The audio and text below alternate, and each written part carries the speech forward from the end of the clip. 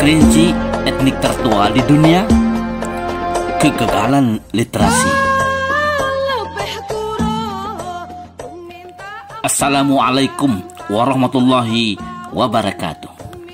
Saudara, pembahasan tentang asal-usul nenek moyang Kerinci sebenarnya sudah tidak menarik lagi untuk dibicarakan, karena sudah terlalu banyak publikasi digital pembahasan tentang itu. Ada yang menyebutkan bahwa suku Kerinci etnik tertua di dunia. Ada pula yang menyebutkan bahwa suku Kerinci adalah suku Melayu tertua di dunia, dan sebagainya. Tidak ada masalah dengan publikasi tersebut, karena begitulah hakikatnya kebebasan mengemukakan pendapat.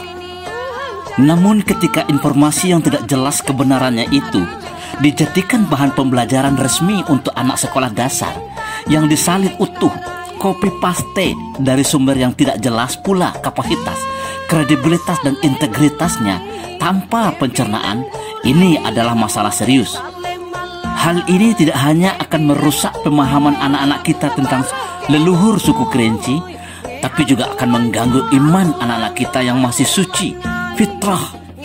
Untuk itu, mari kita pahami laporan penelitian yang dilakukan oleh Bennett Branson dan Teguh Asmar yang dijadikan sumber utama informasi tentang kepurbakalaan nenek moyang Kerinci.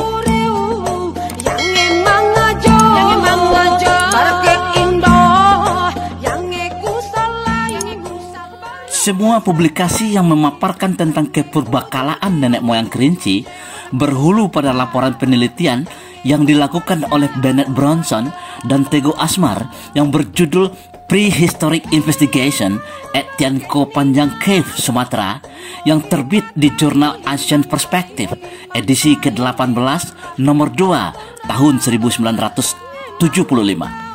Branson adalah seorang arkeolog Amerika Serikat yang berafiliasi dengan Field Museum of Natural History dan University of Pennsylvania Museum, Amerika Serikat. Sedangkan Teguh Asmar adalah seorang peneliti kepurbakalaan Dinas Kepurbakalaan Nasional Republik Indonesia ketika itu. Proyek penelitian ini terinspirasi oleh karya Robert Van Heckern, Bronze Age of Indonesia, Zaman Perunggu Besi Indonesia, yang terbit pada tahun 1958, dan Stone Age of Indonesia, Zaman Batu Indonesia, yang terbit pada tahun 1957.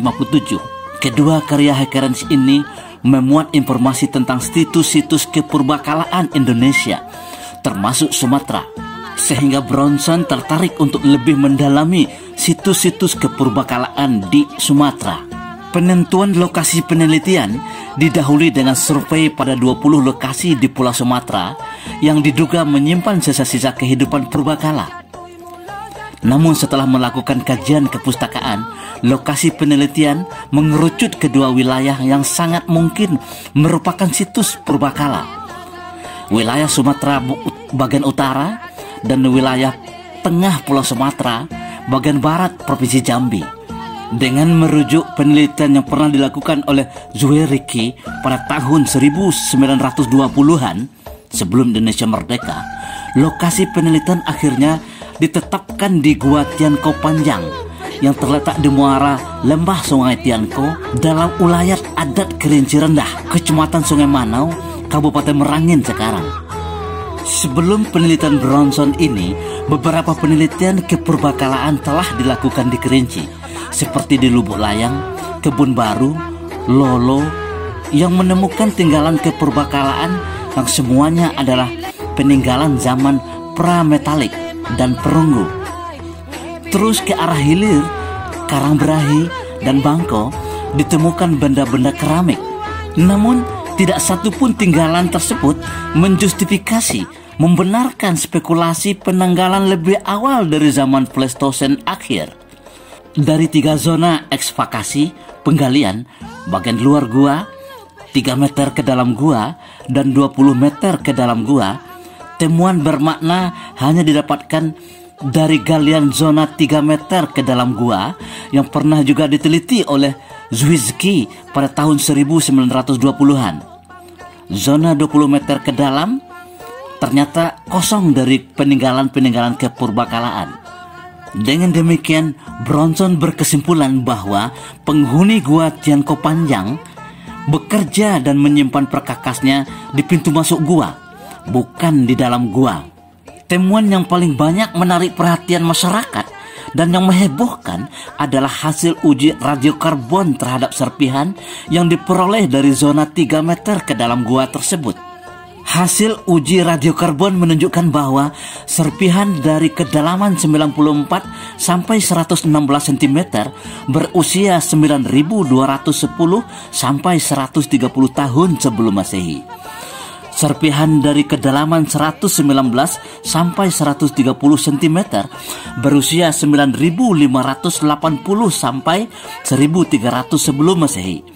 Dan serpihan dari kedalaman 135 sampai 161 cm berusia 10.250 tahun sampai 140 tahun sebelum Masehi. Temuan inilah yang disimpulkan oleh pembaca laporan Bronson bahwa nenek moyang suku Kerinci telah ada sejak 10.250 tahun sebelum Masehi, lebih tua dari suku Inca Peru Amerika Selatan, dan 400 tahun lebih tua daripada Nabi Adam alaihi salam. Astagfirullahalazim. Kesimpulan tersebut diperparah oleh tulisan tokoh, akademisi, bahkan guru besar asal Kerinci yang mengaitkan temuan tersebut dengan sosok manusia kecil dalam cerita rakyat Kerinci yang disebut Kecik Wok Gedang Wok yang menghuni kawasan lereng Gunung Kerinci. Bronson sendiri tidak pernah membuat kesimpulan semacam itu, dan tidak ada pula pernah mengaitkan dan mengungkapkan bahwa nenek moyang Kerinci telah ada sejak 10.000 tahun yang lalu. Bronson dan Asmar hanya menyimpulkan bahwa Gua Tianko Panjang adalah sebuah situs yang sangat menarik bagi penelitian zaman pra-metalik, pra-keramik, dan juga mungkin pra-agricultural, pertanian. Mereka juga menyimpulkan bahwa ada indikasi pembedaan yang sangat jelas area aktivitas penghuni gua. Aktivitas memasak dilakukan di dalam gua, sementara peralatan yang mereka buat disimpan di luar gua. Saudara, demikian dahsyatnya dampak dari kegagalan literasi yang tidak mendapatkan perhatian serius dari bangsa ini. Adalah sebuah keharusan kita melakukan introspeksi serius terhadap kemampuan masyarakat kita, termasuk para akademisi dan guru besar, dalam memaknai sebuah simbol tertulis, tercetak, teks maupun non-teks, termasuk simbol-simbol digital yang disebut dengan tingkat literasi. Perang literasi masih terus berlangsung dan bahkan semakin berkecamuk. Para penyebar ideologi sekularisme yang memisahkan pengetahuan ilmiah duniawi dari hukum-hukum Tuhan, urusan dunia dan urusan akhirat, terus semakin gencar masuk ke dalam semua media informasi yang secara tidak sadar akan menjajah dan menjerumus pemikiran anak-anak bangsa ke dalam pemikiran yang sesat. Berlindung kita kepada Allah, anak kemanakan cucu-cucu kita akan terjajah oleh pemikiran sekularisme, laknatullah.